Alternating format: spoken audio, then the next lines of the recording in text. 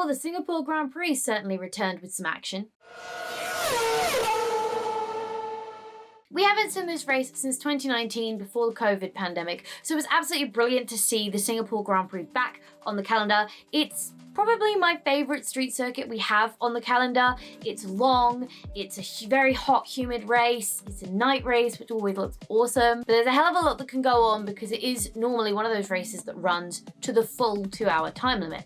And because of this, obviously, when we had our 1 hour rain delay, we did run to time rather than to laps this year. But I think in the end, they were only 3 or 4 laps short, which was impressive. But they do obviously have the 3-hour window, which is how, after the hour delay, they still managed to almost run the full race. But before we talk about the race, we do have to mention qualifying and the first blunder in a long time we've seen from Red Bull. It seems to be very circumstantial. They fueled Verstappen up for so many laps and he had the opportunity to be the last car out on track, so the team elected to keep him out, but then halfway through that lap realized he wouldn't be able to make it. Well, he would have made it to the end, but he wouldn't have had enough fuel on board the car if he completed that lap, which is why he had to bail it, which is why he started down in 8th. I don't understand what the issue was with the first lap he aborted. He seemed to be going really strong through sector 1, 2, slowed through sector 3, and then obviously bailed on that one as well. So I'm not really sure what happened there, but he did start a lot further down the grid. Now, what this did do was kind of put to bed the whole Verstappen will win the championship at Singapore. He could have done it, but he needed to win and he needed Leclerc 9th or lower. So it was quite an ask, but it is Singapore and anything can happen at that race. So quite an ask, but it wouldn't have been surprising had he have done it. But starting down in 8th, that kind of negated that conversation altogether and moved everyone's attention to the championship, very likely now being rounded out in the next race at Suzuka in Japan. Speaking on the race, it was Charles Leclerc on pole, looking to maybe pull back some points on Verstappen, even though everything is already done and there's just no point. But obviously they're racing drivers, they're gonna race for it, even if it is all over. But Leclerc got pegged by Sergio Perez off the line, and quite frankly, that was it at the front of the race. It was very pedestrian at the front. Never really did Leclerc seem to have enough of an advantage to pull the gap on Perez. Perez still managed to make that Red Bull work a wonder and pull away from the field and keep enough of a gap to himself and Leclerc at the end. Now, we will talk briefly about the safety car infringement. Obviously, Perez did get a penalty. I do agree with that. I do think that it was ridiculous, that restart. But what I don't understand is how you can't make a decision on something like that before the end of the race. And this is on the stewards and the FIA, because that was a race win determining decision, okay, albeit Perez pulled out enough of a gap, and Ferrari asking for 2 penalties is ridiculous. Ferrari, if you can't win a race on the track, you don't deserve to win that race. End of story. Especially when you know there's a potential 5-second penalty coming in and you don't get your driver to put in the pedal to make sure that they do indeed close that gap, so if there is a penalty they can optimize on it. But that's Ferrari. I don't understand. At the end of the race as well, it was quite quiet. We were just running to time. There wasn't any other incidents as far as I'm aware that were under investigation. I know race control is manic. I have been very lucky to be in race control in some races, so I am very aware of what it is like in that room, and I can only imagine for a Formula 1 race, it's above and beyond what I experienced. But I just don't understand a decision like that could impact the final result. Please make that decision before the end of the race, before the checkered flag. Also, it was like 3 hours after the race. And I feel like that one was a pretty cut and dry. Like, if it's on the line, if it's on the bubble, fair enough. But the restart was ridiculous. I feel like that was very cut and dry. He was going to get a penalty and it probably was going to be 5 seconds. Alas, he did get the penalty, but he'd pulled out enough of a gap that it genuinely just didn't matter in the end. Carlos Sainz had an extremely quiet race to 3rd. Really didn't ever show any signs of putting anything in, any pressure on, didn't have any pressure from behind. It was a very quiet race for him, just doing his own thing. And yeah, a nice double podium for Ferrari. I don't know about the constructors. I'll have to check numbers, and I'll check them. Unless it's all confirmed that it's done in Japan, then I won't need to check them.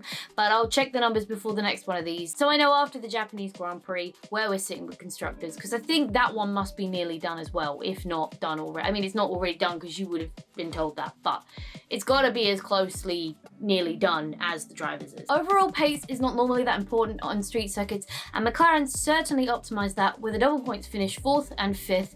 Lando Norris ahead of Daniel Ricciardo. Really good day day for them, staying out of trouble, keeping the cars on track, optimizing the pit stops and the tyre strategy very, very well to come home with a decent haul of points. It's been a while since McLaren has had this kind of decent haul of points, and in contrast, Alpine have not had a good haul of points. So a nice step in the right direction. In fact, that may have put McLaren ahead of Alpine. They weren't that far behind them.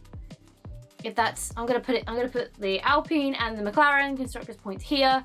I'm sorry, I don't know them off the top of my head. It is a tighter battle for fourth than I thought it was in the constructors, that's for sure. Aston Martin also had a great race with a 6th place finish for Lance Stroll and an 8th place finish for Sebastian Vettel in his final Singapore Grand Prix. Another team with a good double points haul when others that they're fighting in the championship did not get the points. Stroll had a bit of a fight with Hamilton and Verstappen at the start, did manage to stay ahead as Verstappen ended 7th. Verstappen had an extremely messy race, especially towards the start, almost desperate to get past people. It wasn't a good showing in overtaking. I mean, the track is difficult enough to overtake on in the first place, but it was just a bit messy, a bit rough and tumble and a bit elbows out, but that is the style of driver he is, so it's not surprising that's how he tackled this. He knew he had to get, I mean, he didn't, because he's already won the championship, but in his mind he would have known he wanted to get up the field as fast as possible to get as many points as possible, and that kind of saw him yo-yoing up and down the field, because when he'd started making progress he'd then make a mistake or he spun it or something and then dropped back down the field and had to redo all that hard work he'd just done. And like I said, Singapore is not the easiest circuit to overtake on in the world, so a bit of a messy weekend for Verstappen. If this had happened 5 races ago, I'd probably be sitting here going, "Whoop, is it back in Leclerc's favour?" But as has been discussed enough, the championship is over. Closing off the top 10 was Lewis Hamilton, who also had a bit of a messy race, ended up in the wall at one point, but hit it dead on, so didn't incur any damage, just had to reverse out and drive away. And finally, Pierre Gasly taking that final point of the race. We had 6 retirements from the race, starting with a collision between Nicholas Latifi and Zhou Guanyu, where Latifi basically just drove Zhou into the wall, so I'd say it's pretty much on Latifi's shoulders there. We also lost Fernando Alonso, Alex Albon after he too, like Hamilton, drove into the wall. Obviously he suffered a bit more damage than Hamilton did. Esteban Ocon and Yuki Tsunoda, so a double DNF for Alpine, which really hasn't helped them in the constructors fight. Speaking on Nicholas Latifi, let's talk a little bit about the driver market at the moment.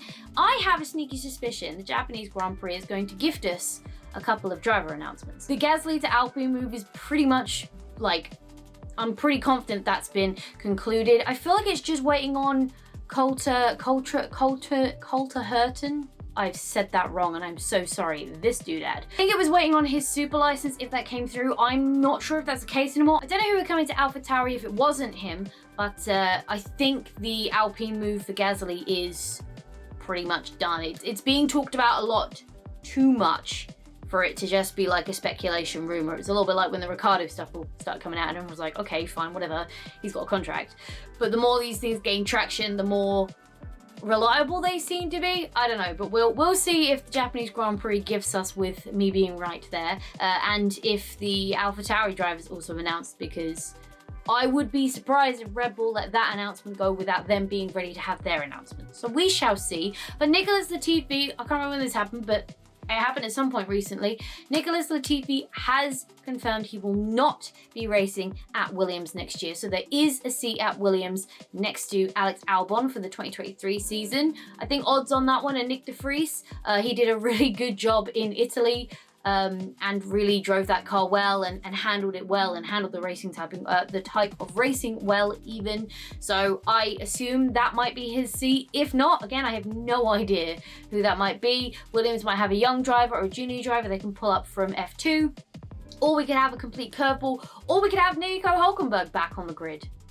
Who knows? It just seems the silly season this year is just that silly. Next up, we have the Japanese Grand Prix, another one that is returning for the first time since 2019. I'm super excited about this one, albeit very early starts for me here in the UK, but I'm so excited to be going back to Suzuka. I cannot wait, and I hope for another electric, exciting race just like we had this weekend. But please do let me know down in the coffee pot below your thoughts, feelings, and opinions on everything that happened at the Singapore Grand Prix, the current situation of the drivers market, and also thoughts ahead of the Japanese Grand Prix. I will be down in the coffee pot to continue the conversation with you below.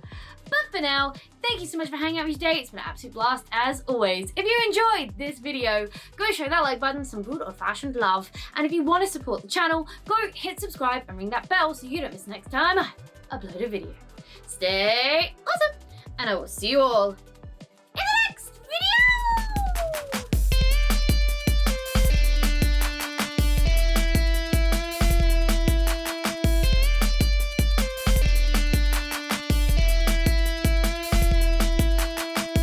Oh, we're going to Suzuka. Hey.